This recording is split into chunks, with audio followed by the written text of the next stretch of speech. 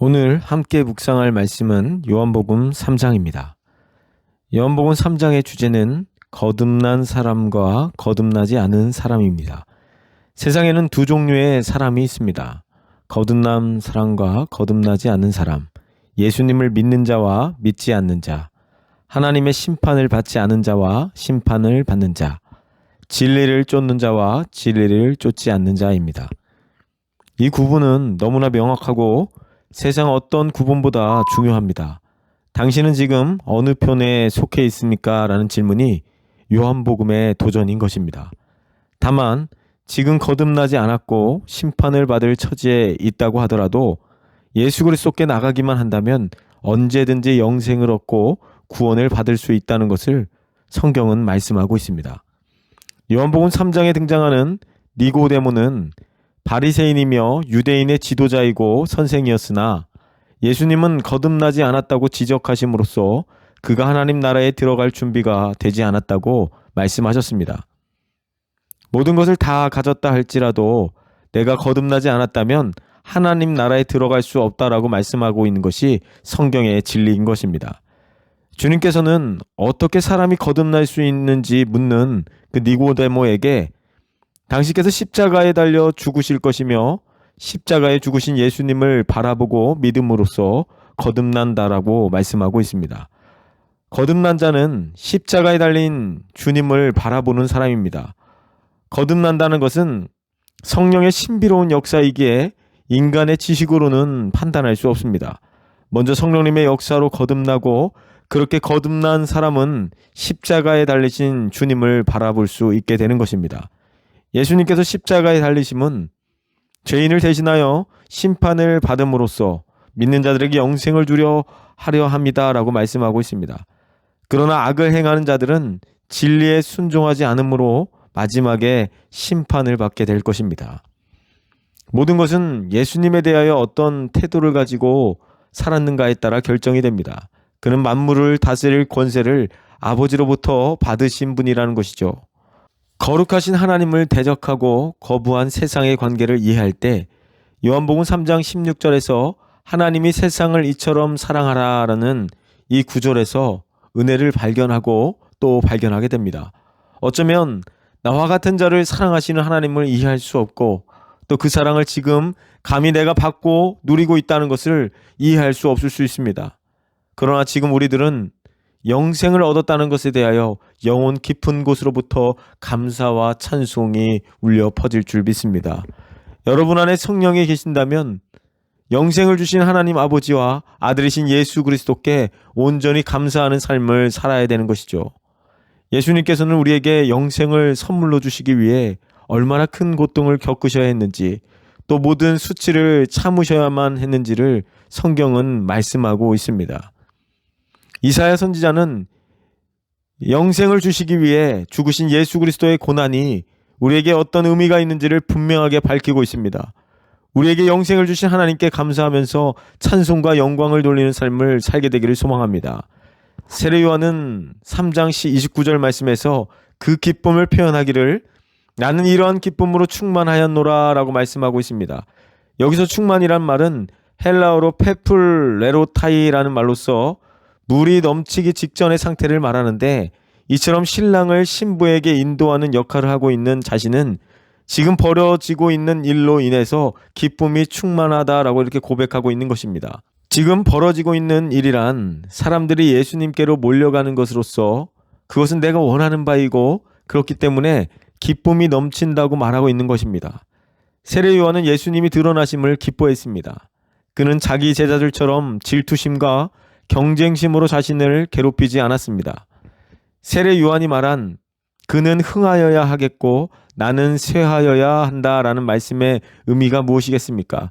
흥하다란 말은 원문의 의미를 보면 잘하다, 성장하다라는 뜻이 있습니다. 쉽게 말하면 잘 된다라는 말입니다. 그 흥함을 위해 필요한 것이 나는 쇠하여야 한다라는 것입니다. 쇠하다는 것은 원문의 의미를 보면 감소하다, 줄어들다, 적어지다라는 의미가 있습니다. 내가 그리스도와 함께 십자가에 못 박히는 것이죠. 내가 없어지는 것입니다. 십자가 외에는 결코 자랑할 것이 없는 그런 삶을 살기를 소망합니다.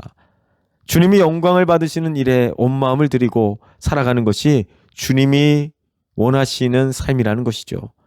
세례 요한은 자신을 부르신 하나님의 부르심이 무엇인지 분명히 알았기 때문에 그 부르심에 합당한 삶, 그리하여서 자신보다 예수 그리스도께서 흥하시는 삶을 위해 살아갔던 사람이라는 것입니다. 세례 요한처럼 철저히 나는 낮아지고 주님은 높이는 삶을 살아가고 있냐라는 것입니다.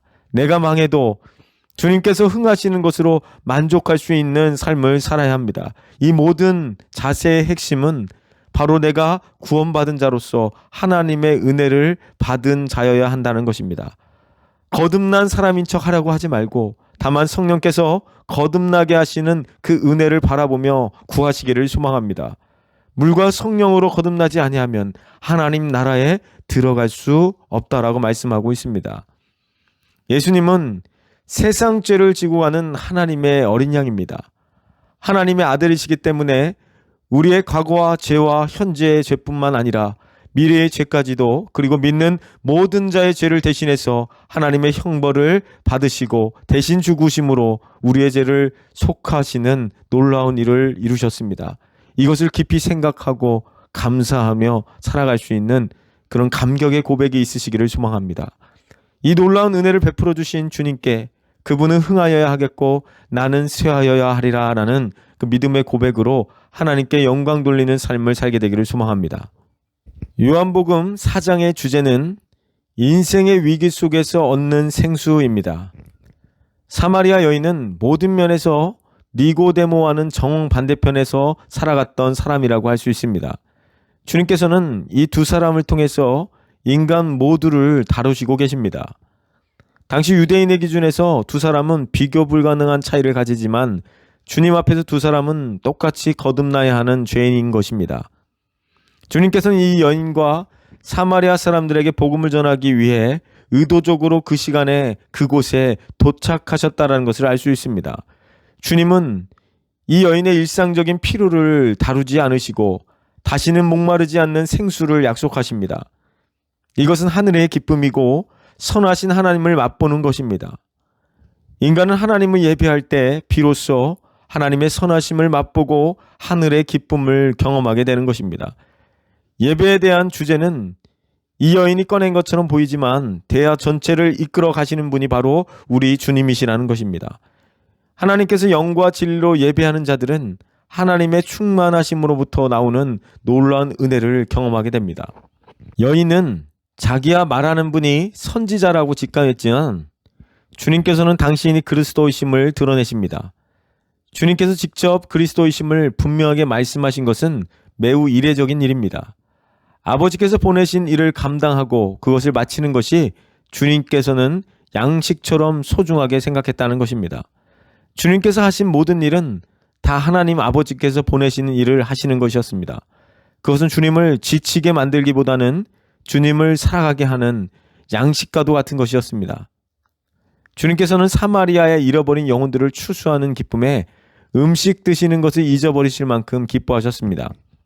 사마리아 여인을 통해 예수님을 믿게 된 수가성 사람들은 주님께서 자기들과 함께 머물기를 구했고 주님은 이틀간 그들과 함께 계시며 복음을 전하셨고 많은 사람이 예수님을 믿게 되는 것을 보게 됩니다.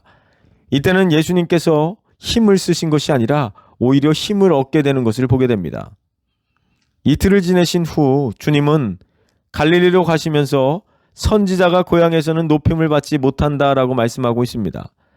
사마리아에서는 많은 사람이 믿었고 주님의 말씀을 더 듣기를 원하여 함께 계시기를 구했지만 고향인 나사렛 회당에서 하나님의 말씀을 전하셨을 때는 고향 사람들이 예수님을 절벽으로 끌고 와서 죽이려 했다는 것을 보게 됩니다.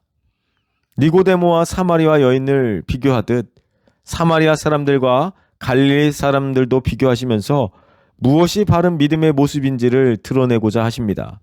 명절에 예루살렘에서 예수님께서 행하신 일을 본 갈릴리 사람들도 주님을 영접했다라고 기록하고 있는데요. 이는 그들의 영접이 참된 믿음의 출발이 아니었음을 암시합니다. 이어서 나오는 왕의 신하의 이야기도 마찬가지입니다. 가버나움에 사는 왕의 신하는 자기 아들이 거의 죽게 되자 예수님께서 갈릴리로 오신다는 소문을 듣고 달려왔습니다. 그래서 48절 말씀에 보면 주님은 그에게 표적과 기사를 보지 못하면 도무지 믿지 아니하리라 라고 책망하십니다. 이것이 바로 갈릴리 사람들과 왕의 신화의 공통점이고 인간의 자연적이고 본성적인 성향을 말씀하고 있습니다. 그럼에도 불구하고 주님께서는 왕의 신하의 아들을 고쳐주셨습니다. 이것은 가나에서 행하신 두 번째 표적인데 주님께서 직접 가시지 않고 고쳐주셨다는 것이 특이합니다. 왕의 신하는 고쳐주심을 믿고 돌아가다가 하인을 만나서 아이가 정말로 주님께서 말씀하신 그 순간에 나았다는 것을 확인하게 됩니다. 이 일로 인하여 결국 그와 온 집이 다 주님을 믿게 되었습니다. 아이의 문제가 아니었다고 한다면 절대로 주님 앞에 나오지 않을 사람, 삶이 윤택하고 문제가 별로 없을 이 왕의 신하가 주님을 만나는 방식은 아이의 치유를 통해서였습니다. 하나님께서는 때때로 이런 방식으로 당신의 백성에게 위기를 허락하십니다. 우리가 주님을 만나고 주님을 더욱 바라볼 수 있도록 만들어 가시는 과정이라는 것이죠. 아무런 기적과 기도의 응답이 없어도 주님을 믿을 수 있다면 그것이 얼마나 큰 믿음이겠습니까? 하지만 우리의 연약함은 무엇을 보고 경험해야 믿는 그런 연약한 믿음이라는 것입니다. 하나님 앞에 이런 은혜를 구했으면 좋겠습니다. 고난 가운데서도 기도의 응답을 통해서도 주님을 만날 수 있도록 구하셨으면 좋겠습니다. 그래서 문제 해결로 만족하지 않고 생수의 근원이신 주님께로 나아갔으면 좋겠습니다. 우리 함께 기도하도록 하겠습니다. 하나님 아버지, 이 죄악된 세상을 독생자를 주시기까지 사랑하셔서 우리를 구원의 길로 이끌어 주시니 감사합니다. 성령 하나님이 우리 안에 계셔서 다시 태어나는 복된 은혜를 허락하여 주시며 나를 드러내는 인생이 아니라 하나님만 드러내는 인생을 살게 하여 주시옵소서. 니고데모와 사마리아 여인, 사마리아 사람들, 그리고 갈릴리 사람들, 그리고 왕의 신하의 사건, 이들의 주님에 대한 어떤 반응을 보면서 어떤 사람, 어떤 환경, 어떤 상황에 있을지라도 사람은 모두 본질적으로 죄인이며 하나님의 은혜가 절대적으로 필요한 존재라는 것을 깨닫게 됩니다. 다만 저희에게 그 은혜의 믿음으로 반응할 수 있는 복된 은혜를 우리에게 허락하여 주시옵소서. 다시는 목마르지 않을 영생을 우리에게 허락하여 주셔서 그 샘물을 마심으로 말미암아 참된 축복을 누릴 수 있도록 붙들어 주시옵소서. 예수님의 이름으로 기도드립니다. 아멘.